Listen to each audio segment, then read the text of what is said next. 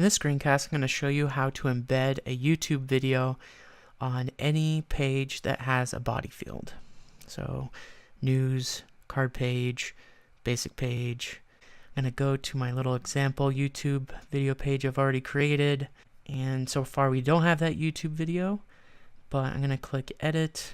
I'm going to make a little spot for it. So let's say I want to have it kind of in the middle of this paragraph right here. So I'm going to add 2 spaces. So there's this gap right here. That's where I want to put my YouTube video. Now let's go to YouTube to get the video I want. I have one of your channels open. I'm going to get the latest video. Okay, let's stop this and click share. And then click embed. Okay, so there are a few options. The first option is to start at a certain timeline or time code. Most of the time, you're probably just going to want to start at the beginning. The embed options, you have the ability to hide the suggested videos, and I recommend always unchecking this and not showing suggested videos. I'll show you what the suggested videos are. These are the suggested videos, and it changes all the time. While demoing this before, there was Game of Thrones. There was a bunch of just random videos. YouTube's algorithm for suggested videos can be fairly random for some reason and not have the most ideal videos suggested at the end that you want to show on your site. So I always just recommend unchecking that. The next option, show player controls. So when you have it checked, you have this bottom bar with all the control options to play, pause, adjust the volume, and of course this timeline or the playhead, so you could scrub through the video and see where you're at. Closed captioning, you could change the quality settings. You can watch this on YouTube and you can do full screen.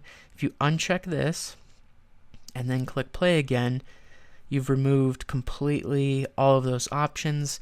Sometimes you really want your audience to just, be focused and not stop the video or change things for some reason. You have that option to remove all those controls, but most often it's best to just leave them. Now we have the show title and player actions.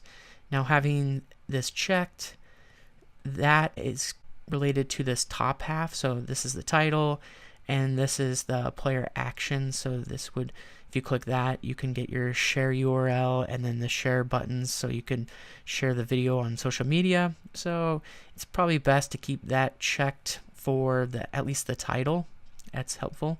And then the privacy enhanced mode, basically it's saying when you're not playing the video, YouTube's not going to store a bunch of information from your visitors while they're not playing the video, but of course when they are playing the video they will.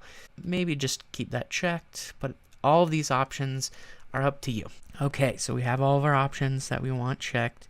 Now we need to get just the URL. So it's not the whole entire iframe, we just want the URL. So it starts with the source and it's just a normal URL, so it starts HTTPS. So we want to get that to that last parentheses. So let's copy that and let's go back to the page. And in the section where we want to add the video, all we need to do is click this globe icon, and when you mouse over it, it'll tell you it's an iframe. And let's paste in the YouTube URL. And we want to get the height and the width is 560 by 315. So 560 by 315. And proportionally, you could make that bigger. You just always want to set a height and a width. If you don't, it'll be the very smallest dimension that YouTube can offer, which isn't it's an extremely small size, so it's not very useful. So let's just click OK.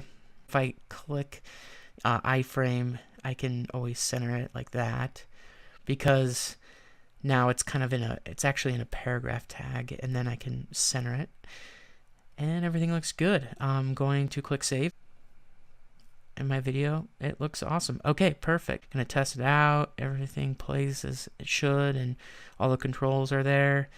And if I click edit and I wanted to ever make any changes to this, all I need to do is double click the iframe and change that URL, or if I wanted to, I could change the dimensions if I wanted to make it bigger. As long as these two numbers are proportionately the same, then you're fine. That's it for the screencast. Thanks for watching.